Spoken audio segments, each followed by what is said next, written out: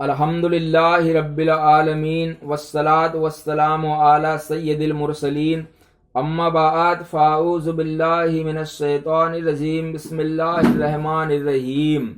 اللہ عز و جل نے حضرت سیدنا سلیمان علیہ السلام کو وحی فرمائی کہ سمندر کے کنارے جائیے اور ہماری قدرت کا نظارہ کیجیے۔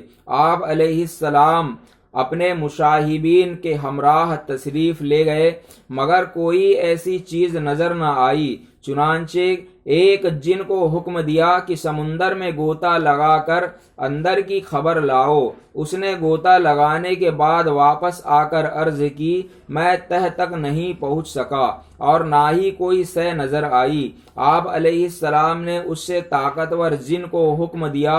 اس نے پہلے جن کے مقابلے دوگنی گہرائی تک غوطہ لگایا مگر وہ بھی کوئی خبر نہ لا سکا۔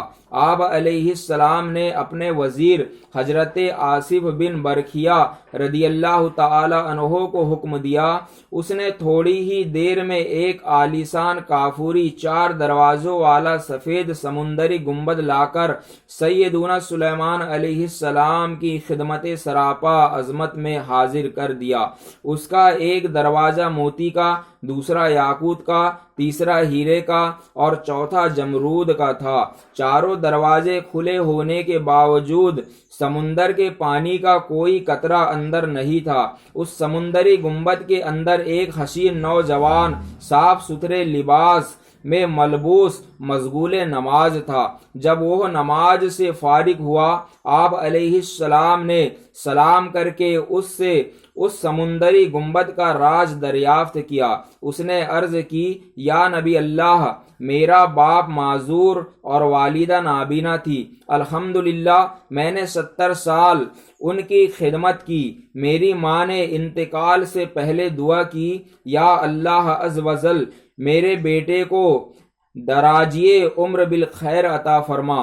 والد محترم نے باوقت وفات دعا فرمائی، یا اللہ عز و جل میرے بیٹے کو ایسی جگہ عبادت پر لگا کہ شیطان مداخلت نہ کرے۔ والد مرحوم کی تدفین کے بعد جب میں ساحل سمندر پر آیا تو مجھے یہ سمندری گنبد نظر آیا۔ میں اس کے اندر داخل ہو گیا، اتنے میں ایک فرشتہ آیا اور اس نے اس گنبد کو سمندر کی تہ میں اتار دیا۔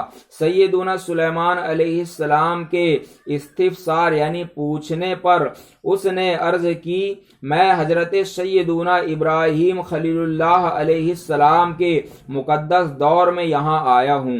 حضرت سیدنا سلیمان علیہ السلام نے جان لیا کہ اس کو 2000 سال اس سمندری گنبد میں گزر چکے ہیں مگر اب تک جوان ہے۔ اس کا ایک بال بھی سفید نہیں ہوا تھا۔ غذا کے متعلق اس نے بتایا، روزانہ ایک سبز پرندہ اپنی چونچ میں کوئی زرد یعنی پیلی چیز لاتا ہے، میں اسے کھا لیتا ہوں۔ اس میں دنیا کی تمام نعمتوں کی لذت ہوتی ہے، اس سے میری بھوک اور پیاس مٹ جاتی ہے۔ اس کے علاوہ الحمدللہ عز و جل گرمی سردی نیند سستی غنودگی نامانوسیت اور وحشت یعنی گھبراہٹ و خوف یہ تمام چیزیں مجھ سے دور رہتی ہے۔ اس کے بعد اس نوجوان کی خواہش پر سیدنا سلیمان علیہ السلام کا حکم پا کر حضرت سیدنا آصف بن برکھیا رضی اللہ تعالی عنہ نے سمندری گنبد کو اٹھا کر سمندر کی تہ میں پہنچا دیا۔ اس کے بعد حضرت سیدنا سلیمان علیہ السلام نے فرمایا، اے لوگو، اللہ عز و جل آپ سب پر رحم فرمائے۔ دیکھا آپ نے کہ والدین کی دعا کس قدر مقبول ہوتی ہے۔ ماں باپ کی نافرمانی سے بچو، اللہ عز و جل کی ان پر رحمت ہو اور ان کے صدقے ہماری مغفرت ہو۔ صلو علی الحبیب صلی اللہ تعالی علی محمد۔